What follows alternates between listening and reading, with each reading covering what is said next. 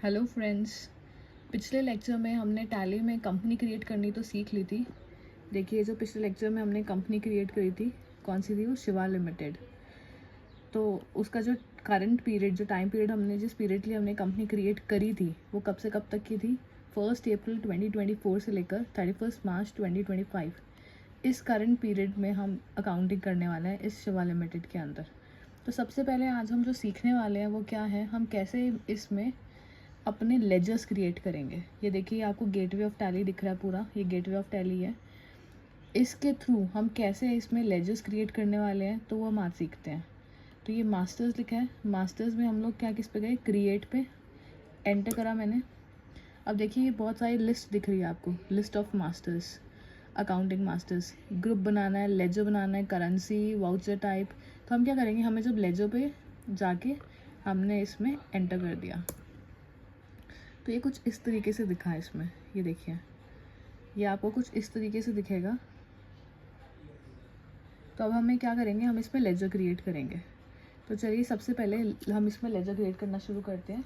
जो भी हमारे लेजर्स होते हैं, जैसे हमने अकाउंटिंग करी है, तो हमारी किसकी बिहाफ पे बनते हैं लेजर्स? जो हमारी जर्नल एंट्रीज होती है। जैसे मान लो मैंने अगर कंपनी क्रिएट करी है, कंपनी खोली है, तो कंपनी खोलते वक्त मैं उसमें कैपिटल लेके आई हूँ 10 लाख रुपीज़, 10 लाख रुपए की कैपिटल लेके आई हूँ या कुछ भी कैपिटल लेके आई हूँ। तो फर्स्ट हमारी एंट्री क्या होगी? Cash account debit to capital. तो मुझे कैपिटल का उसमें क्या करना पड़ेगा? लेजर क्रिएट करना पड़ेगा।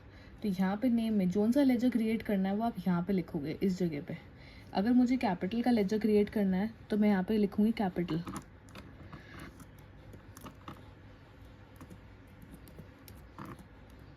ये लिखा मैंने कैपिटल, ठीक है। अब कैपिटल किसके अंडर आएगा? तो आपको क्या करना है, एंटर करके आप नीचे जाएंगे। यहाँ कुछ लिखने की रिक्वायरमेंट नहीं है। अब जब मैंने यहाँ तक पहुँची तो ये देखिए, लिस्ट ऑफ ग्रुप्स दिख रहे हैं कि कौन से ग्रुप के अंदर कैपिटल आएगा। ये तो आपको सीखना पड़ेगा, याद करना पड़ेगा कि कैपिटल किसके अंदर आता है। तो कैपिटल आता है खुद ही कैपिटल के अंदर।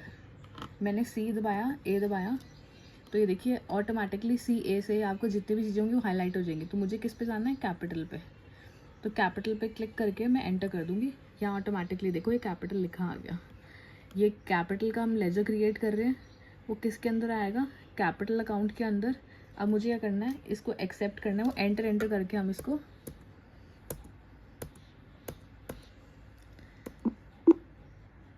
एक्सेप्ट कर लेंगे।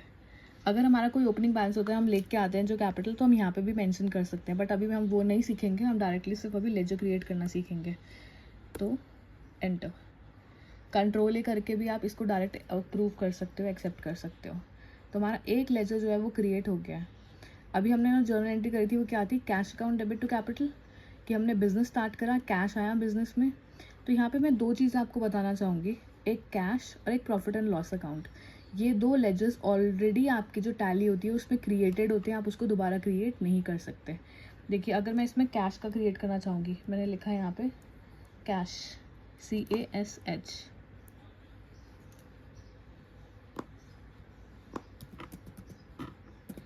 मैंने एंटर किया और देखिए, एंटर करते ही यहाँ पे क्या ये हाईलाइट हो गया? Oops, name already exist, enter a different name. मतलब कैश का वहाँ पे ऑलरेडी क्या हो रखा है? एग्जिस्ट हो रखा है। तो कैश आप ऑलरेडी एग्जिस्टेड में दोबारा क्रिएट कर ही नहीं सकते हो। आप करना चाहोगे तो भी क्या आएगा? एरर। तो हम कैश क्रिएट नहीं कर सकते। सेम प्रॉफिट एंड लॉस के लिए भी होता है, तो आप ये चीज़ क्रिएट ही नहीं कर पाओगे। तो आपको कुछ और नाम ही यूज़ करना पड़ेगा इसमें।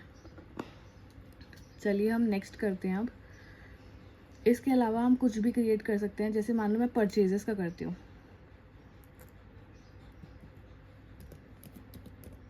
परचेजेस करते हैं। परचेज किस टर्म, ये जो टर्म होती है परचेजेस की, किस लिए यूज़ होती है, किस कंटेक्स्ट में?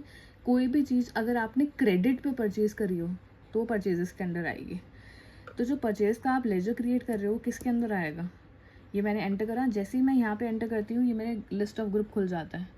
तो देखिए, आपको ढूंढना पड़ेगा आप किसके अंदर इसको रिकॉर्ड करोगे। परचेज, ये आपको याद रखना पड़ेगा, जो भी परचेज होती है जो कि क्रेडिट पे होती है, उधार में होती है, वो परचेजेस के ग्रुप के अंडर ही जाती हैं। अगर मैं यहाँ पे P टाइप करूँगी तो देखिए P से जितने भी होंगे वो आ गए यहाँ पे लिखे हुए। ये परचेज अकाउंट है, परचेजेस जाएगा परचेज अकाउंटिंग में ही। तो मैं इसको एंटर कर दूँगी, ठीक है। और मैं इसको देखिए कंट्रोल A करके भी इसको मैं एक्सेप्ट कर सकती हूँ, कंट्रोल A करके भी। हो गया सेव। नेक्स्ट, इसके जगह मैं और कोई भी बना सकती हूँ। जैसे मान लियो हम बनाते हैं सेल्स। सेल्स का मुझे लेजर क्रिएट करना है, तो सेल्स का लेजर किस में जाएगा? सेल्स मतलब हमने सामान बेचा, लेकिन सेल्स इस कंटेक्स्ट में जो आएगा वो सिर्फ और सिर्फ क्रेडिट सेल्स की बात हो रही है। उधारी पे जो आप सेल्स करते हैं, तो उधारी की जो सेल्स होती है, सेल्स वो किस में जाएगी? ग्रुप, लिस्ट ऑफ ग्रुप्स में, वो भी सेल्स के अंडर ही जाएगी। तो यहाँ पे भी हम इसको क्या लिखेंगे? सेल्स। जैसे ही मैं यहाँ पे सेल्स लिखूंगी, लिस्ट ऑफ ग्रुप यहाँ पे आ रहे हैं, देखिए ऑटोमेटिकली सेल्स अकाउंट शो हो गया। मैंने एंटर करा और एंटर कर करके इसको मैं एक्सेप्ट कर लूँगी। देखिए ऑप्शन आया एक्सेप्ट येस और नो, या तो आप वाई दबा दीजिए येस, या तो एंटर दबा दीजिए। ये एक्सेप्ट हो गया, आपका बन गया, ये लेजर भी क्रिएट हो गया। इस तरीके से आप कितने भी लेजर्स क्रिएट कर सकते हैं। ये आपके लिए बहुत इंपॉर्टेंट है ये स्टेप, क्योंकि अगर आपको ये नहीं पता कि कौन सा लेजर कौन से ग्रुप में जाएगा तो आपकी अकाउंटिंग गलत हो जाएगी। तो अभी हमने जो करा है वो किसका सीखा है?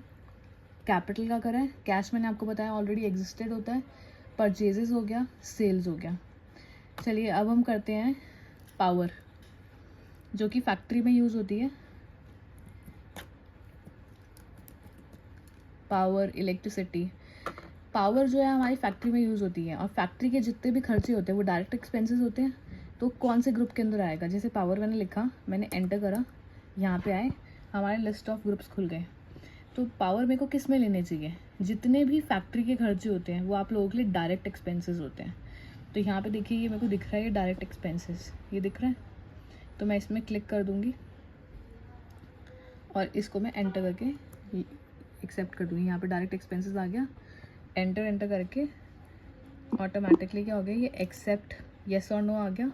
मैंने इसको एक्सेप्ट कर दिया। नेक्स्ट, इसके अलावा मुझे कुछ भी, अगर मान लो कि फैक्ट्री,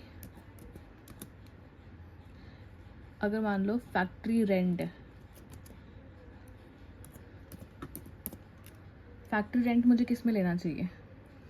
रेंट मतलब आप लोगों के लिए क्या हो गया? खर्चा, और वो भी फैक्ट्री का। तो मतलब आपके लिए डायरेक्ट एक्सपेंस हुआ। तो कौन से ग्रुप के अंदर जाएगा? एंटर किया मैंने, यहाँ पे हम किस में लेके जाएंगे इसे? डायरेक्ट एक्सपेंसेस में भी, क्योंकि फैक्ट्री के जितने भी खर्चे होंगे वो डायरेक्ट नेचर के होते हैं। तो आपको डायरेक्ट एक्सपेंसेस के अंदर ही इसको रिकॉर्ड करना पड़ेगा। तो आप ये क्या करेंगे? इसको एक्सेप्ट कर लेंगे। ये हो गया।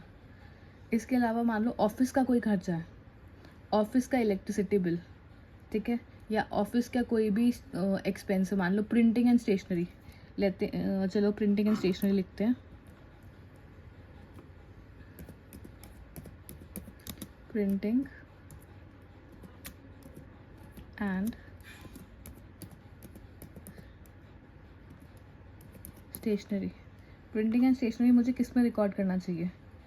क्या प्रिंटिंग एंड स्टेशनरी फैक्ट्री का एक्सपेंस हुआ? नहीं, प्रिंटिंग एंड स्टेशनरी किसका एक्सपेंस हुआ? ऑफिस का। तो मुझे रिकॉर्ड किस में करना चाहिए? ऑफिस के लिए ही।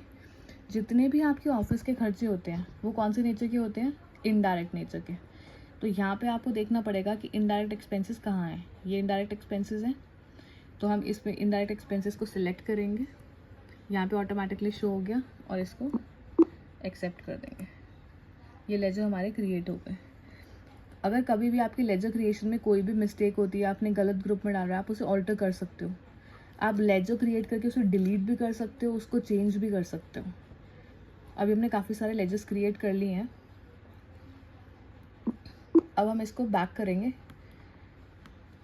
देखिए अगर मुझे कुछ भी ऑल्टर करना है, ये मैंने बैक करा और गेटवे ऑफ टैली पे मैं आ गई, तो आपको ये टर्म दिख रहा है सेकंड, ऑल्टर। तो आप ऑल्टर पे क्लिक कर सकते हो। आपको क्या ऑल्टर करना है? ये आपके आ गए लेजर्स। लेजर पे क्लिक करोगे, देखो जितने भी लेजर्स आपने क्रिएट करे थे वो सब यहाँ पे दिख रहे हैं। कैपिटल, कैश मैंने आपको कहा था ऑलरेडी एग्जिस्टेड होता है। फैक्ट्री रेंट हमने क्रिएट करा था, पावर हमने क्रिएट करा था, printing and stationery, profit and loss already होता है उसमें, परचेजेस बनाया और ये सेल्स बनाया। आपको जो भी ऑल्टर करना होगा इसमें, आप क्या कर सकते हो? सिंपली सेल्स, अगर मान लो मैंने सेल्स अकाउंट की जगह से परचेज अकाउंट लिख दिया होता सेल्स को यहाँ पे, तो मैंने एंटर करके इसको ओपन करा, एंटर करके मैं नीचे यहाँ पे जाती और सेल, अगर यहाँ पे परचेजेस लिखा होता तो मैं सेल्स कर देती, लेकिन यहाँ पे हमने सही क्रिएट कर रखे हैं तो अभी इसमें हम ऑल्ट्रेशन नहीं करेंगे। नेक्स्ट वीडियो में आपको मैं पूरा ऑल्ट्रेशन के ऊपर और बाकी के लेजर क्रिएशन के ऊपर बताऊँगी। तो देखना ना भूलें। और अगर आपने हमारा चैनल अभी तक सब्सक्राइब ना किया है तो आप उसको सब्सक्राइब कर लीजिए। कमेंट करके बताएं आपको हमारी ये वीडियोस कैसी लग रही है। Okay, thank you.